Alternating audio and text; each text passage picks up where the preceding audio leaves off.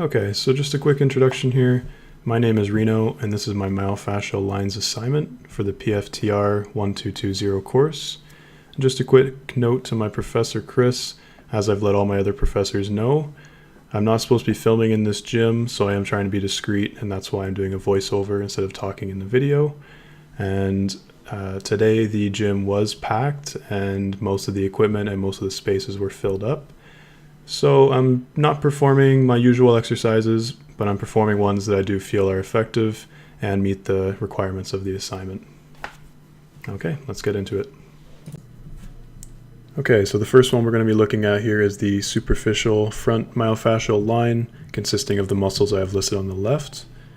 And the postural function is to balance the superficial back line and provide tensile support from the top to lift those parts of the skeleton which extend forward of the gravity line, such as the rib cage or the face, and maintain the postural function of the knee.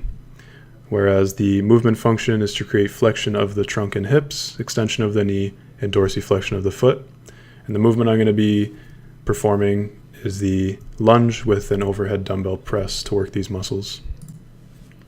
Okay, so the second one we're going to be looking at here is the superficial back myofascial line, consisting of the muscles on the left, with the postural function to support the body in the full upright extension as when we were standing, rather than collapsing into the fetal position, and a movement function to create extension and hyperextension with the exception of the knees down. This consists mainly of slow twitch muscles, and the exercise I'm going to be performing here is a dumbbell standing hip extension, or in other words, a deadlift. Okay, so the third one we're going to be looking at here is the spiral line, with the muscles consisting of the ones on the left, and the postural function to help maintain balance across all planes and steady the trunk and legs, and it plays some role in other myofascial lines. It also helps with efficient knee tracking and walking, and maintaining alignment and twists, rotations, and lateral shifts in the body. The movement function is to create and mediate oblique spirals and rotations in the body, and the exercise I'm performing here to work these muscles is an overhead press with rotational pivot.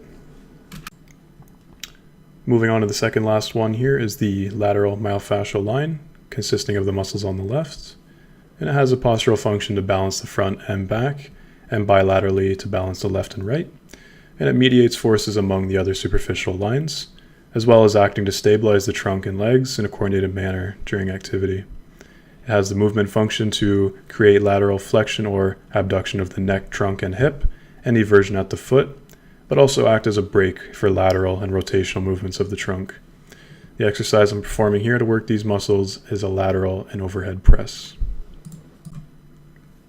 Okay, so looking at the last ones here are the front and back functional myofascial lines, and these have a postural function that's less involved in the standing posture, but is heavily used in day-to-day activities, and it aids in stabilizing the upper part of the body during movements such as overhead movements, and it can provide stability or counterbalancing during things such as athletic movements like throwing a ball or kicking a ball.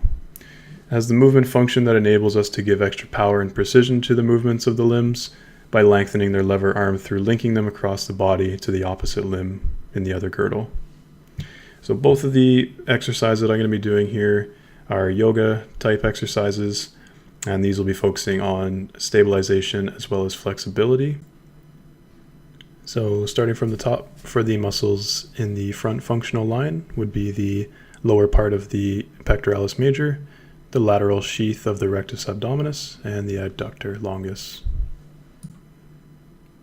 Okay, so starting from the top, for the muscles in the back functional line is the latimus dorsi, which connects into the lumbodorsal and sacral fascia, then the gluteus maximus, vastus lateralis, and subpatellar tendon at the bottom.